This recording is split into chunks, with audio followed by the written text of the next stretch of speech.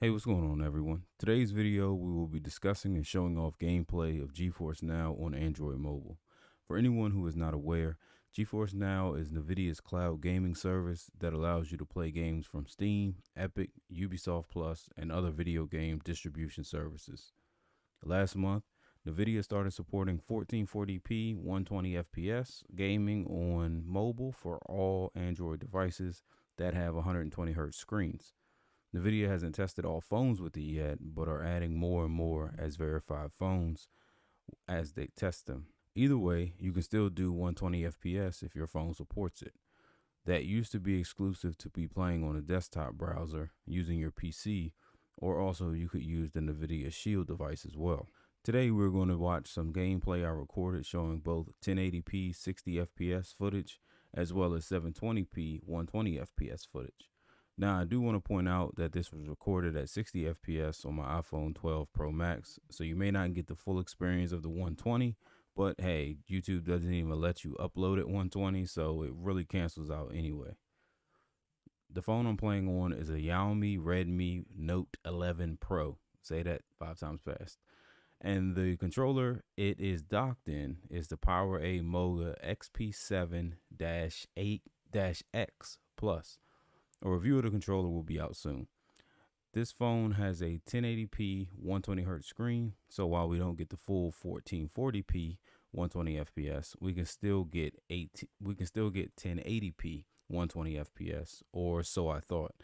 The reason this footage is only 1080p 60 FPS is because for whatever reason, when I try to do 120 at 1080p, the stream only gets sent at about 112 FPS. This causes it to have a periodic skip that makes it unplayable.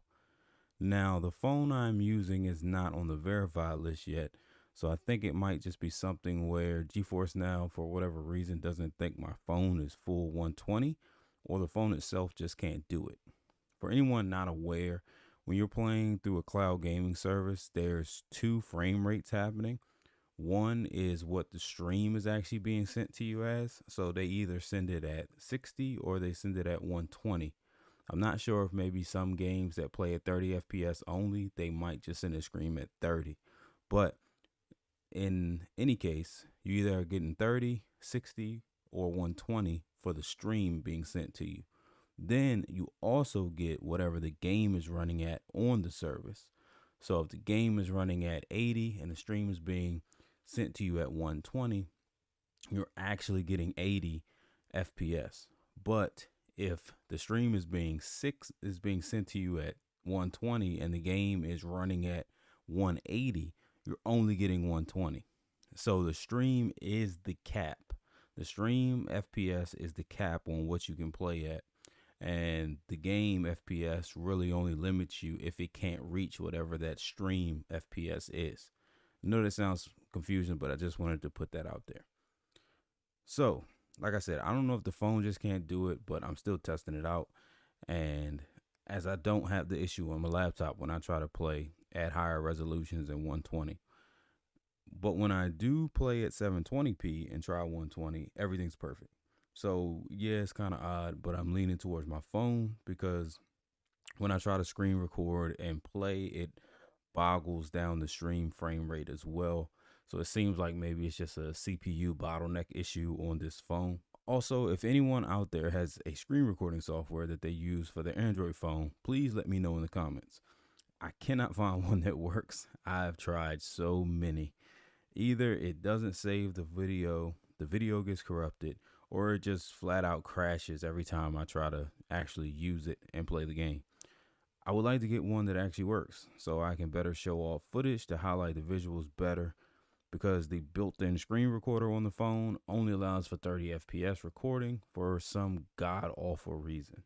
So the footage I will show of the actual screen recorded video, it's going to be kind of choppy just because of the low frame rate, as some even recorded at 24 FPS for some reason. So the great part about playing these AAA title games like controlled handheld via your phone using GeForce Now is that unlike when using the Switch or the Steam Deck, you can play at a buttery smooth 60 or 120 while having all the settings completely maxed out. Yes, literally everything is maxed out and ray tracing is set on high with everything turned on.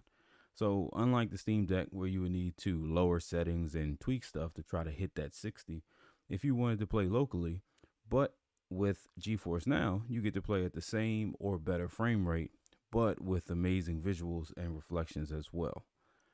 You can see up at the top our resolution is at 1080p and the stream is being sent at 60 FPS.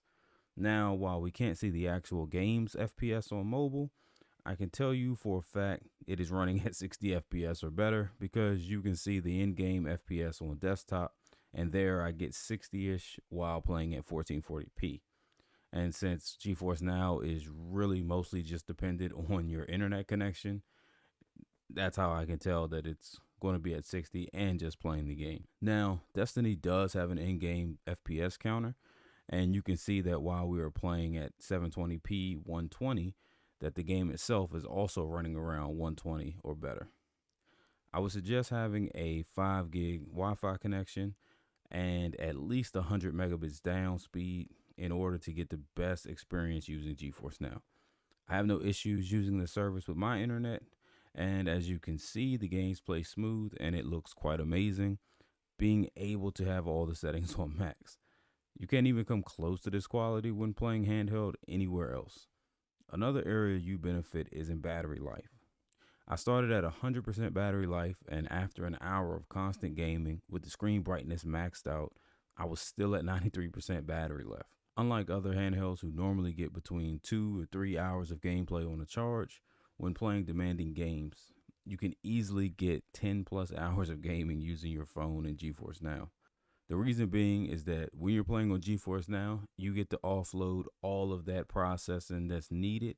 It's all in the cloud. So your phone actually isn't running all that crazy. Whereas if you're playing on a Switch or you're playing on a Steam Deck, the more complex the game is or the more, demanding the game is on your resources, obviously you're going to pull battery life even harder to power those GPUs that's inside of those devices.